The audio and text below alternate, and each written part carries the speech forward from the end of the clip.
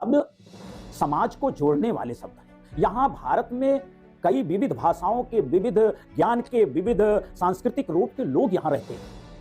तरह से देखते हैं पूरे मामले को, इलेक्ट्रॉनिक वोटिंग मशीन हटनी चाहिए या नहीं हटनी चाहिए? देखिए, इलेक्ट्रॉनिक वोटिंग मशीन को तो 100% हट जाना चाहिए, इसलिए कि इसकी सारी धांधली को खोल दिया है लोगों ने। चुनाव आयोग भी जान रहा है।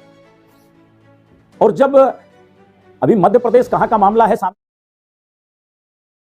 देखिए आज की डेट में पंथ निरपेक्ष, समाजवाद, इन सारे शब्दों को जो हटाने की चर्चा हो रही है, तो कल तो लोग, आने वाली पीढ़ी यह भी बोल देगी कि मेरे नाम से, मेरे नाम के पीछे से मेरे बाप का नाम हटा दिया जाए। आजकल जब मोदी जी संसद में शपथ ले रहे थे तो धर्मनिरपेक्षता और समाजवाद और उसकी चर्चा कर रहे थे। आज ये जब सारी चीजें हटा दी जाएंगी तो बचेगा क्या? मैं ज्यादा समय नहीं लूंगा। एक हम लोग जब पढ़ते थे तो एक स्कूल में नाटक था, 5 बच्चे खड़े हो गए और उन्होंने एग्जामिनर से कहा, एग्जामिनर जब प्रश्न किया तो उन्होंने कहा, सर इतिहास बड़ा बुरा है, इसमें कई लोगों का नाम याद करना पड़ता है, अपने बाप का नाम याद नहीं होता, तो इतिहास हटा दो। तो उसने इतिहास हटा दिया। फिर भूगोल वाले में कहा कि धरती गोल कहते हैं, धरती चपटी है, इसको हटा दो। और जब सारी चीजें हट गई तो दूसरे कमरे में बच्चे ढोल और हारमोनियम बजा रहे थे, तो एग्जामिनर ने कहा ये क्या हो रहा है? कहने लगे जब सारी चीजें हट गई तो ढोल ही हारमोनियम बजानी है। तो मैं भाई सुब्रमण्यम स्वामी से यह कहना चाहता हूं कि अगर यह धर्मनिरपेक्षता और समाजवाद हट जाएगा तो फिर बचेगा क्या? फिर ढोल बजाने के अलावा कुछ बचेगा नहीं इस देश में। ये हटाने की आखिर मंशा ये हटाने की जो मंशा है, इसके पीछे का कारण वो क्या है? पीछे का कारण वो जाने। अभी पीछे का कारण हम नहीं जाना। हम सिर्फ इतना कह रहे हैं कि अगर ये सारे शब्द हट गए तो फिर ढोल बजेगी, नगाड़े बजेंगे, इसके अलावा कुछ नहीं होगा। किसका बजेगा?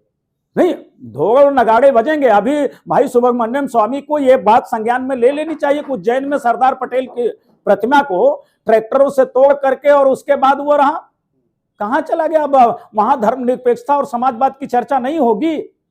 तो ये शब्द समाज को जोड़ने वाले शब्द हैं। यहां भारत में कई विविध भाषाओं के, विविध ज्ञान के, विविध सांस्कृतिक रूप के लोग यहां रहते हैं।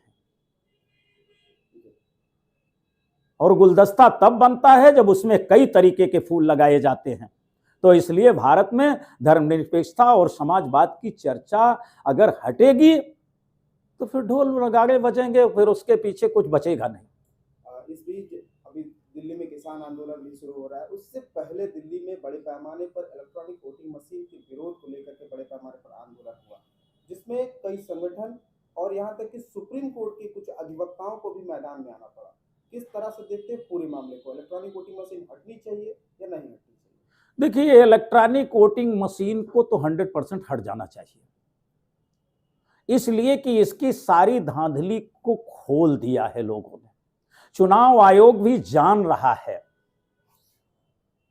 और जब अभी मध्य प्रदेश कहां का मामला है सामने आया है कि एक प्रत्याशी अपनी ही बूथ पे अपना ही वोट नहीं पाया, तो अब आप समझ लो कि वहां ईवीएम अगर नहीं कुछ है तो उसको तो अपना वोट तो कम से कम एक वोट तो मिलना चाहिए था।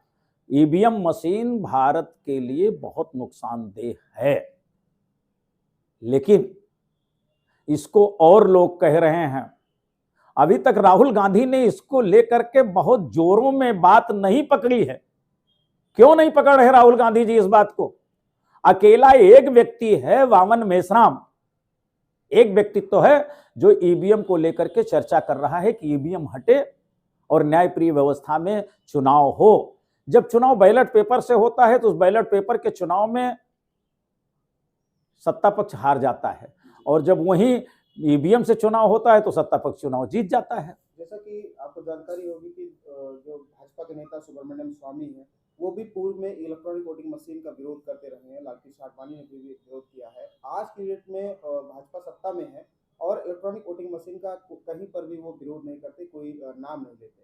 किस तरह से देखते हैं? मैं एक बात आपको, एक कहावत बता दूं, मैं किसी का नाम नहीं लूंगा। कुछ लोग एक पंडित जी के पास गए, पंडित जी सब लोगों ने गधा मार दिया, कहीं बहुत दोष हो गया, इनको सजा होनी चाहिए, कहने लगे उसमें आपके संतोष भी थे, तो कहे जहां संतोष वहां गधा मारे कौन दोष। अरे कल तक तो मोदी जी भी जीएसटी की बात किया करते थे कि जीएसटी नहीं होनी चाहिए और आधार कार्ड नहीं होना चाहिए, ये सारी चीजें नहीं होनी चाहिए, महंगाई हो रही है। यही मोदी जी मनमोहन सिंह के कार्यकाल में पूछा करते थे कि महंगाई सर पर चढ़ के बोल रही है, आज महंगाई सर चढ़ के बोल रही है। तो पता चल रहा है कि मोदी जी चुप हैं। यही जब कांड हो जाता था तो मनमोहन सिंह को चूड़ियां भेजती थी स्मृति ईरानी और सारे लोग। अभी जब नंगी घुमा दी गई औरतें तो किसी ने किसी को चूड़ी नहीं भेजी और सारा मामला साफ हो गया।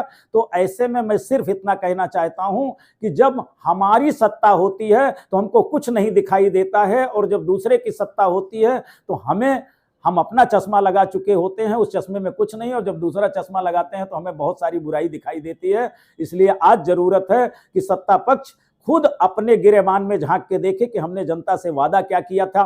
क्या 15 लाख आए खाते में? क्या किसानों की आय दुगनी हुई?